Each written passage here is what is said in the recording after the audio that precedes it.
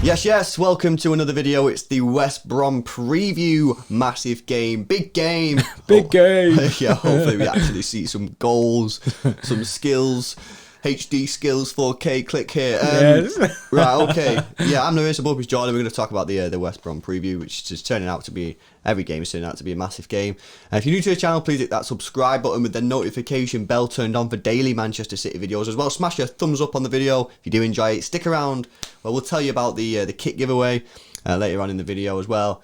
We got some City Xtra merch. Yes, City Xtra merch. Yeah, We've got our own clothes now. It's wild to actually be wearing our own clothes. And I'm not even just chatting. We'd borrow them, that's why. Yeah. I'm not even chatting. This hoodie, right, is mint. It's well soft inside. And I obviously you'll be thinking, you're just saying that because it's yours and you want me to buy it. Yes, I do want you to buy it. However, I want you to buy it in full confidence that, you're getting some nice quality merchandise. Yeah.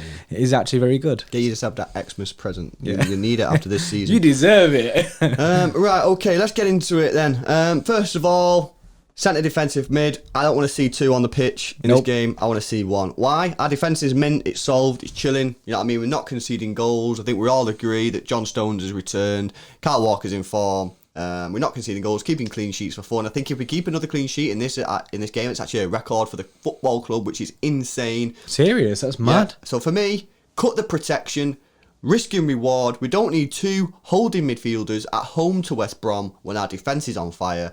Pick one. Obviously, it's not going to be Fernandinho because he's played too much football recently, given his age. Rodri or Gundogan, we're not really fussed, are we, who plays? Either's fine for us.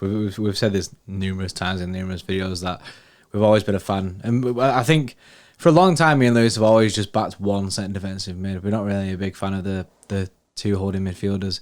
And I think that's because we want to see attacking football. And I think that's what we need to see against West Brom. We should be going out there attacking and we shouldn't be holding back. Like you say, now that we know that John Stones is fixed, now that we know that we've got Ruben Diaz, our defence looks mint at the moment. So just put them to a test. And I'm sure, I'm more than sure that they'll handle it. I just think it's overkill. We're being a bit overkill with the two centre defensive mids trying to, and I could understand as well. I can understand the whole protection side of it, protecting a bit if say John Stones makes a mistake or something like that. However, I think we're past that now. It's time to just start trusting them rather than trying to protect them, innit? Like let them do their jobs. One centre defensive mid is enough to do his job, and then let's become an attacking football team again. Let's see some nice attacking football, which can transition nicely from defence to attack. Because recently we ain't seen that, especially against United. You ain't seen the transition from defence to attack. It was actually from the defence. It was more because of the big gap in the middle of the pitch was punting the ball up to our front three because there was no middle, because basically Kev was pretty much a second striker as well. Yeah, no, I agree with that. Yeah, and they've conceded the most goals in the Premier League so far, West Brom, so, we need to go at them. You know what I mean? We can't be playing two holding midfielders. Let us know, do you agree, George? Do you think we should stick with a double pivot? And who would you go for? Fernandinho, Rodri or Gundo? I'd be very surprised if you see Fernandinho, given he's played 2 games in, 3 or 4 days, or whatever it was. So, Rodri or Gundogan, we're not really fussed who plays. But yeah, as well, by doing that, you can put an extra attacking midfielder on, which takes massive pressure off Kevin De Bruyne. He's playing on his own, he's getting marked out the game, and to be fair, us and a lot of City fans on the phone-in show predicted that this would happen. If you play 2 holding midfielders with Jesus as a striker, it means that Kevin's the only attacking player in the midfield, and basically he gets marked out the game. And he had a real rough time against United. McTominay and Fred were dominating that midfield, and Kev struggled to get in the game. Why? Because he's the only one there. You know what I mean? It doesn't take a rocket scientist to realise if you've got 1 attacking player and 2 defensive midfield players, it's 2-on-1. You know what I mean? He's gonna struggle to get on the ball. The weight on Kevin's shoulders is heavy. It's heavy, and you know what? He's not having the best time this season anyway. So that not only is he not having the best time, you're then playing him on his own. No, that needs to change. It's time for that system to go. And yeah, I think we need to get... I personally will be chucking Phil back in for this game. Pep keeps on saying, he's not making the right decisions or whatever he said. I don't know what he said. Something like that. He makes some strange decisions. Well, yeah, he's still young. He's still a raw talent. You know what I mean? Mould him. When he makes a mistake, don't just take him out the team. Tell him. Explain to him. Show him on the screen. Show him what he should have done. Don't just take him out the team. I think that's wrong. So for me... as well, Phil gets you goals. Phil can score goals from anywhere. You know what I mean? He does that on a reg. So for me, one holding midfielder. Kevin is the attacking midfielder, and Phil Foden is the second attacking midfielder. Takes massive pressure off Kevin. You know what I mean? If they play two holding midfielders, then you've got one each, so he's not getting marked out of the game. And I just think that is completely the way to go for this. Yeah, I completely agree. I don't think I can even add any more to that, because honestly, you just smashed it there. That is exactly what I would To be fair, we say. spoke about this, I'm pretty sure, on the review as well. So it's kind of the same point, and it was just saying, look, we're at home now. We want to see attacking football. And you know what? Looking back at the United game, am I disappointed with the result? Yeah. Am I disappointed with the performance and the way we set up? Yes. But if we now go on a 3 or 4 match winning streak, you might look back at that United game, and you probably will, to be fair, and go, you know what? All in all, wasn't a bad point. We'll take the point. Yeah. I agree with that as well. Like we said that in the review as well. We said that in a couple of weeks' time, you could legit look back and go, you know what, great point. So it is what it is, and I think a lot of the other fixture favoured us that weekend. So if it was going to drop a point anywhere, that's the time to drop the point. When everyone else kind of dropped points as well. But that all depends. That point is like, it's like up there. You know what I mean? Is it a good point? Is it a bad point? Yeah, it's at the in moment, the middle, it's and it in all the depends balance, on our next results. If we go and win 3 or 4 games on the bounce now, that point goes to good point status. You know what I mean? But if we lose or drop points in our next couple of games, then that point is then it was a bad point. You know what I mean? So it all depends. We've scored the least goals in the top 11 for a Pep Guardiola side. That is atrocious. You know what I mean? Wild. And remember, guys, we scored 5 against Burnley. You know what I mean? So we're not scoring goals. By putting another attacking midfielder on, that will surely help the situation.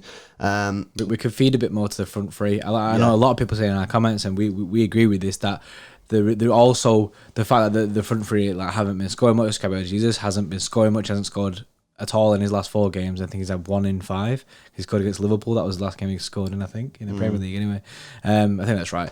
And a lot of it's down to service as well. I know, yes, he has missed some chances, which obviously is bad, but there is a lot of service issues, obviously, because with Kev being marked at the game, we're not getting the in passes that we want, and so it's hard to judge when people aren't getting the service for front three. However, putting another attacking midfielder on, we can slam it. We can slam it again, get some nice fun attacking football, and hopefully see a lot of chances. And people might be saying, "Oh yeah, we've had a lot of chances, but not scored a lot of goals anyway, wasting our chances." And against United, yeah, we did waste a few chances, but we need to get over that. We're not creating as many chances. Yeah, we're not creating as many chances, and then when we are getting the chances, we're not scoring them.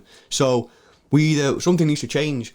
Either we need to create even more chances, which you got to do by putting another attacking player on there, another creative player, or your conversion rate goes up. Now, the conversion rate isn't going to start just overnight, we're starting scoring goals for fun. That isn't just going to change. But what you can do is create more chances. That can be something that you can directly change by putting a more creative player on. So, yeah. But at the end of the day, another player that we have to talk about is Gabriel Jesus.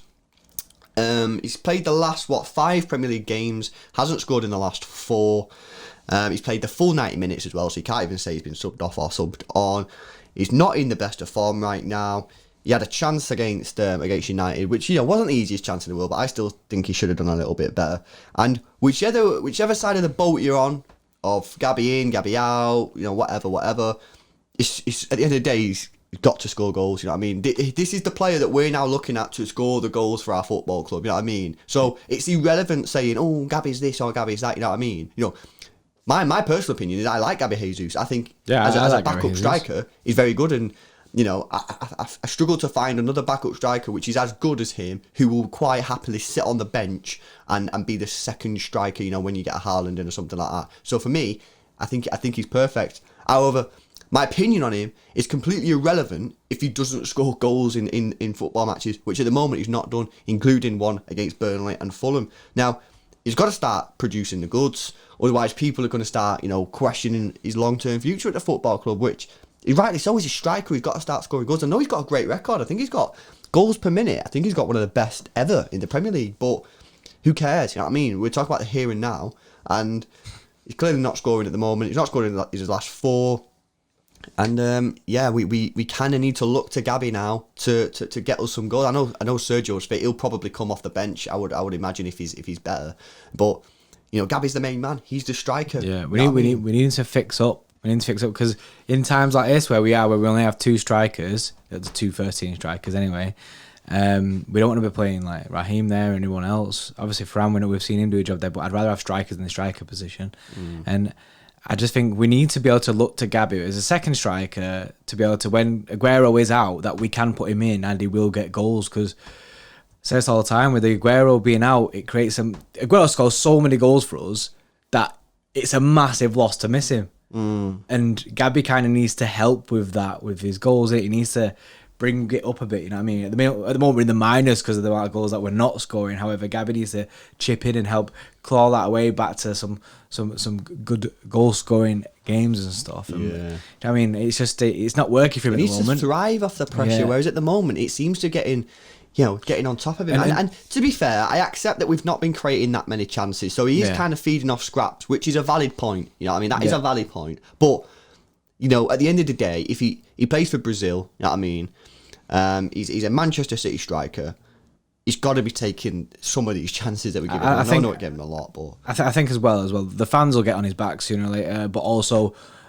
It'll be a matter of time before the club starts deciding decisions as well. The club we can't trust this guy anymore, and then they'll make a decision. But we don't want that. We love Gabby Jesus, innit? So I just want him to start. And he's very young, innit? He's only 23, innit? Yeah, which is insane. So fix up Gabby. Let's go, innit? Yeah, no, exactly. Right, let's run through our team lineup. Just before I do so, just want to mention the kit giveaway, which is your time is running out if you've not already entered. And the draw is against Arsenal, and I think we'll do it probably at half time in the Arsenal live watch along. We'll link the card. Just watch the video. The video tells you everything that you need to do. If you've not already done so, enter the competition. It's a great opportunity for you to win a Manchester City kit of your choice. We'll link that in the card. Right, let's move on to the team lineup.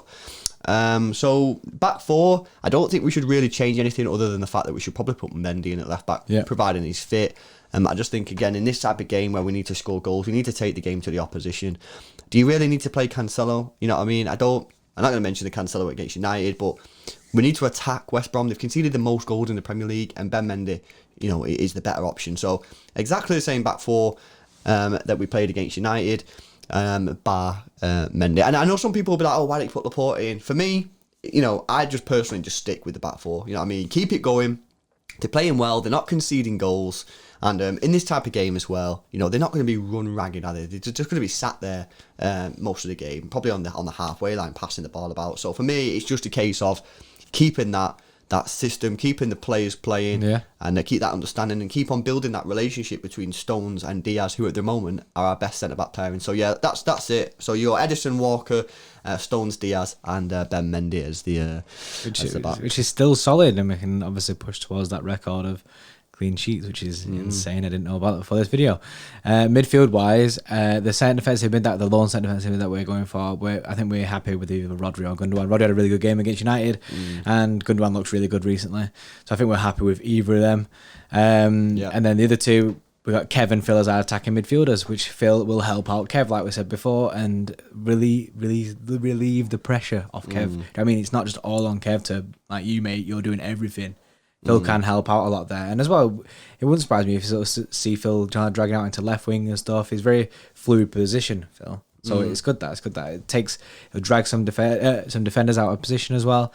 I think it's good. Then front three, we've gone for Sterling on the right wing, Sterling back, and Torres on the left, and Jesus up top. Yeah. There's a reason for that. People might be saying, why are you playing Sterling right? Well, first of all, when he plays on the right-hand side, he's much more of a team player and crosses the ball a lot more, naturally, because he's right-footed, whereas on the left, he cuts inside and shoots, which, that's fine. I've got not an issue with that. But when he's on the right-hand side, he gets more crosses in. Now, what does Gabby Jesus need? He needs more opportunities. He needs more crosses. He needs more balls in. So that's the only reason that he gets in there ahead of Mahrez. Who's in a better form right now out of Sterling and Mahrez? Probably Mahrez, you know what I mean? 100% Mahrez. However, I'm just thinking in this game, we should be beating West Brom. Now, you could play Mahrez on the right. I've got no problem with that. I mean, we should still win. But I'm just thinking of Gabby Jesus. We need Gabby to start scoring some goals. So, as I said earlier in the video, you know what I mean? He's not just going to start banging him in straight away. So we need to give him more opportunities. Whereas Mahrez on the right-hand side, he's normally cutting in and either shooting or cutting in and doing crosses, which is a bit harder to finish. Whereas Sterling can get down the wing and just drill one across the box. That's my only thinking. I still think if you played Maris, we'd still win. I'm just thinking Yeah. of Gabby. Plus, we've also got Southampton away in our next game. It is a massive game. It's going to be a tricky game, so maybe you want to play Maris there and give him a bit of rest. But yeah, let us know what you think. It's obviously people have different opinions on this one. There's different ways to go about the game. Regardless of whatever team he puts out there, we should be beating them. And to be honest, if we don't beat them, then we need to have a serious conversation with ourselves about whether or not we need to carry on talking about the league title. You know what I mean? 100%. Because that will be 5 wins in 12 matches. 5 wins in 12 matches if we don't beat West Brom. That's disgusting. And, you know what I mean? Even the most optimistic City fan on earth then has to really have a conversation with themselves and go, you know what? Maybe this year and I know other people are dropping points, but I try and just focus on my own team. Focus on us, innit? Focus on my own team, you know what I mean? Focus on your own team. And if you've won 5 games in 12, then yeah, you need to, in my opinion, we need to stop talking about the league. Yeah, we'll be doing our live watch along, by the way, later on tonight. So make sure you come down to our live watch along. It's already scheduled, so go watch it. Well, go get ready for it. Set your reminders. Yeah, hope to see you there, guys. We'll drop all the links and stuff. If anyone wants to buy any merch or join the Xtra Club or whatever, we'll put it all in the description. But yeah, other than that, hopefully we get a win tonight. Put a bit of a winning run together and start moving up into that top 4. That top 4 would be nice for a start, wouldn't it? And then see where we go from there. But guys, if you've enjoyed the video, please smash a thumbs up on it, subscribe to the channel if you're new, and we'll see you in the next one.